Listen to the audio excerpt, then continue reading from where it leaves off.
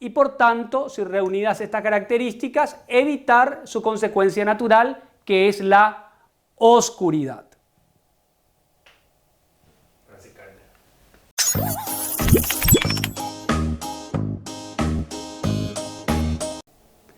Bienvenidos chicos a nuestra 10ª clase de comunicación.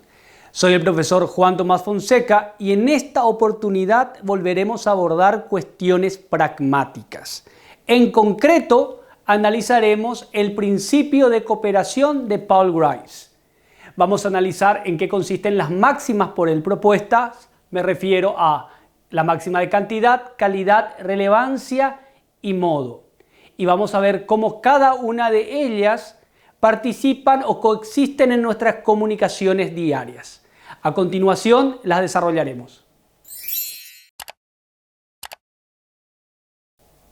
En primer lugar, como siempre decimos en nuestras clases, vamos a empezar definiendo, porque solo comprendiendo el concepto podemos entender las ideas fundamentales. ¿Qué es la pragmática?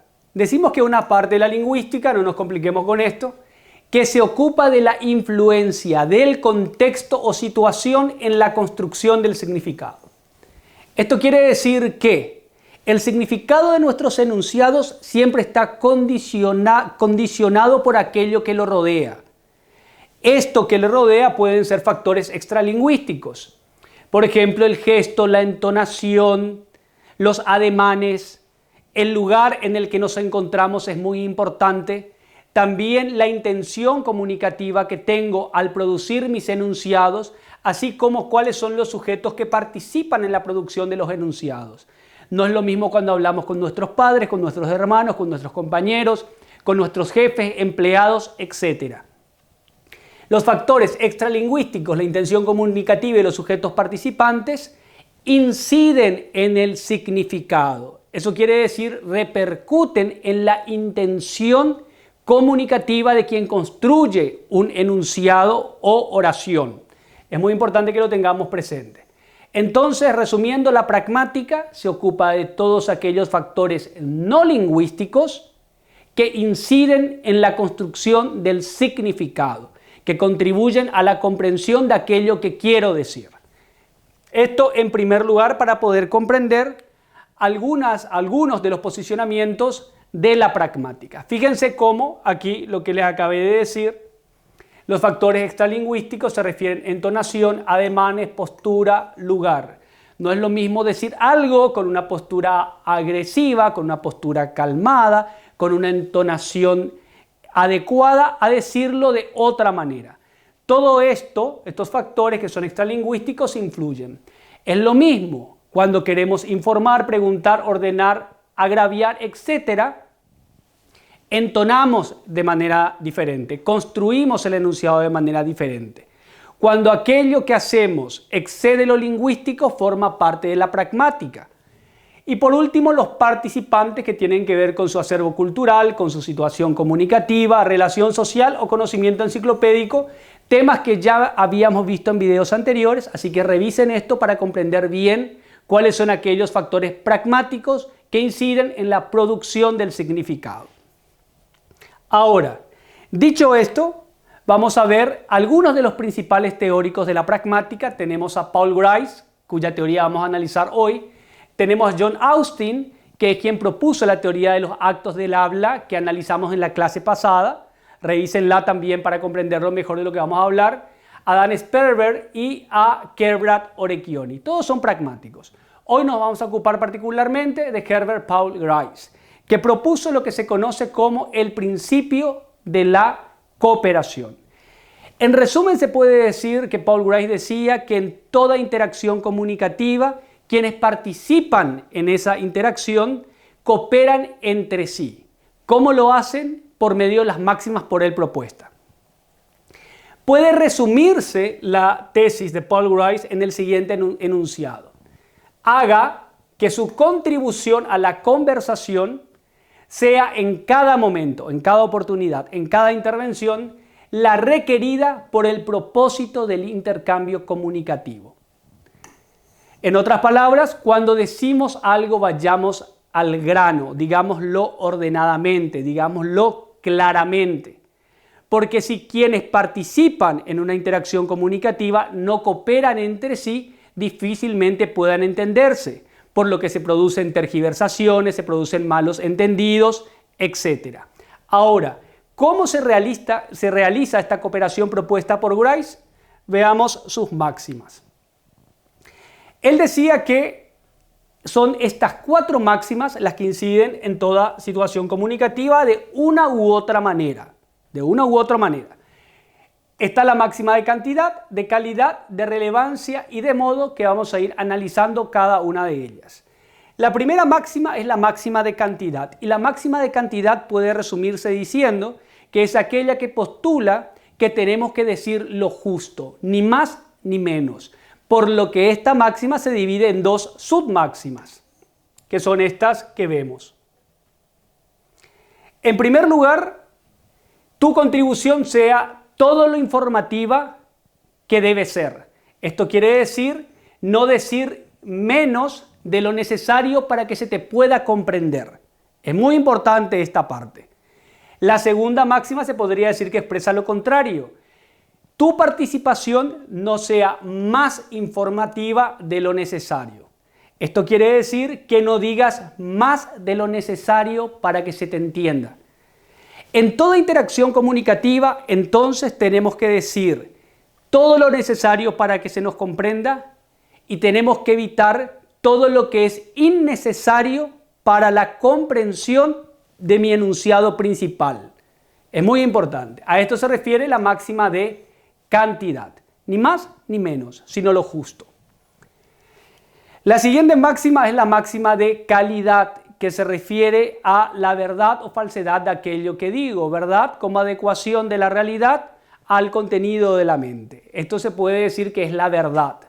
La máxima de calidad, entonces, lo que nos dice en sus submáximas es que nunca digamos algo que creemos que es falso. Si nosotros sospechamos que aquello que vamos a decir es falso, tenemos que abstenernos de decirlo. Es muy importante esta máxima. Y la segunda submáxima de la máxima de calidad dice: no digas nunca aquello de lo que no tengas pruebas suficientes. Entonces, puede resumirse esta máxima en di siempre la verdad. ¿Cómo yo me aseguro de decir siempre la verdad? No decir nunca nada que sospechemos que es falso. Tenemos que cerciorarnos muy bien de que lo que decimos es verdadero. Y en segundo lugar, nunca decir nada de lo que no tengamos pruebas suficientes. Estas 2 submáximas constituyen la máxima de calidad propuesta por Grice. Luego tenemos la máxima de relevancia. Es una máxima muy importante que nos exhorta a que siempre toquemos puntos relacionados con la cuestión que se está tratando. En otras palabras, quiere decir no te vayas por las ramas, que tu contribución siempre sea relevante. La definición es esta. Se refiere a que los participantes deben realizar contribuciones pertinentes, relevantes para el objetivo de la comunicación de la cual están participando, relacionadas con el tema de la conversación.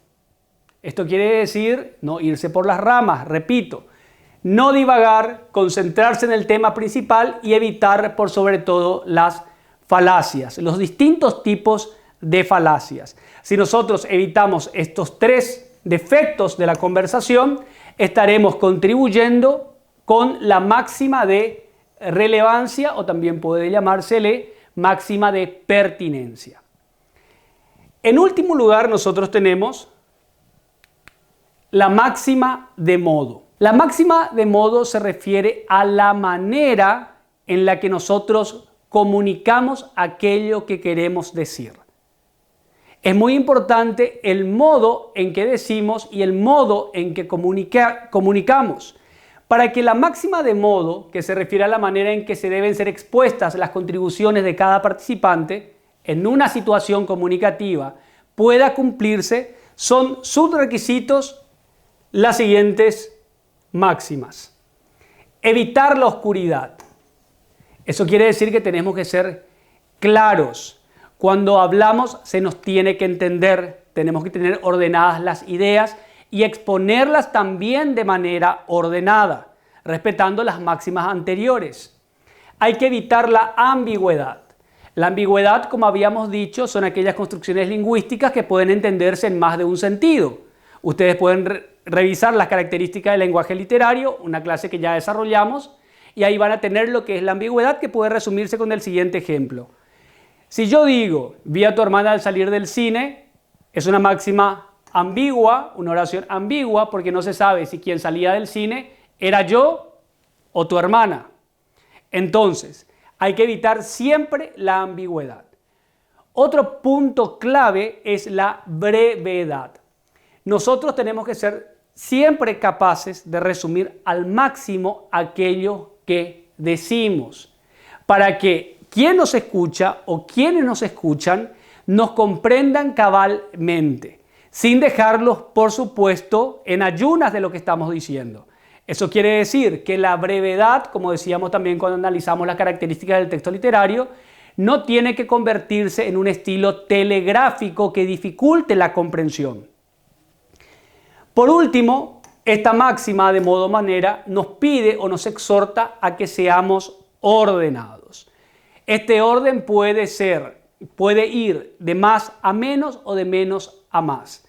Y no hay forma de ser ordenado si al mismo tiempo no tenemos las ideas claras.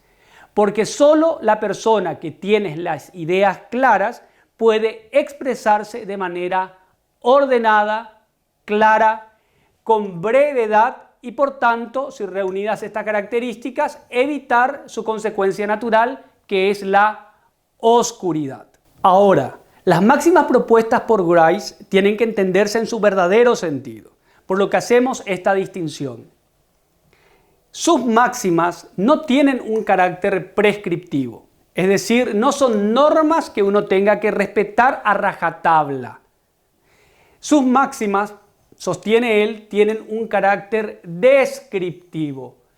Esto quiere decir que él reconoció ciertas formas, ciertas conductas, ciertos comportamientos en las interacciones comunicativas de las personas y a partir de ahí abstrajo estas máximas. Esto es muy importante que se comprenda. Lo prescriptivo se refiere siempre a lo normativo y no era la idea del teórico que su propuesta se convierta en algo normativo, prescriptivo, rígido. Lo descriptivo, por su parte, como ya señalé, se refiere a aquello que puedo observar y a partir de la observación recoger, aislar y a partir de ahí postular por medio de una teoría lo que creí haber encontrado, que es, en resumen, lo que dice Grice que él hizo con sus máximas. Entonces, decíamos que la máxima de calidad, relevancia, cantidad y modo configuran las 4 máximas fundamentales de Grice. Pero él no sostiene que todas estas máximas tengan el mismo valor. Por eso hablamos de prelación, que en otras palabras quiere decir mayor o menor importancia de. Así Grice decía que entre las máximas la más importante es la de calidad, decir la verdad. Uno puede incumplir la máxima de cantidad, la máxima de relevancia, quizá la máxima de modo, si se dice la verdad. La verdad es lo más importante. En segundo lugar está la relevancia. En tercer lugar está la cantidad. Sí, dijiste la verdad, dijiste lo relevante. No pasa nada si te excedes un poco de aquello que realmente es útil para la comprensión de lo que querés comunicar. Y en último lugar está la máxima de modo. Este es un orden de prelación distinto propuesto por el teórico. ¿Qué implica que haya prelación? Que la sanción social, que es la manera que se castigan las infracciones a estas máximas, va a ser menor o mayor dependiendo de si se infringen la máxima de calidad, relevancia, cantidad o modo. Porque no tratamos de la misma manera a alguien que miente, a alguien que quizás habla en exceso o a alguien que quizás no se exprese con la suficiente claridad y brevedad. Con esta aclaración terminamos de analizar las máximas de Grice y ustedes deberían de ser capaces de definir lo que es la pragmática, aquella parte de la lingüística que se ocupa de los factores extralingüísticos, sintetizar el principio de cooperación propuesto por Paul Grice, citar las máximas y reconocer cuáles son las submáximas dentro de estas máximas. Con esto terminamos nuestra clase sobre pragmática de hoy y nos vemos en la siguiente.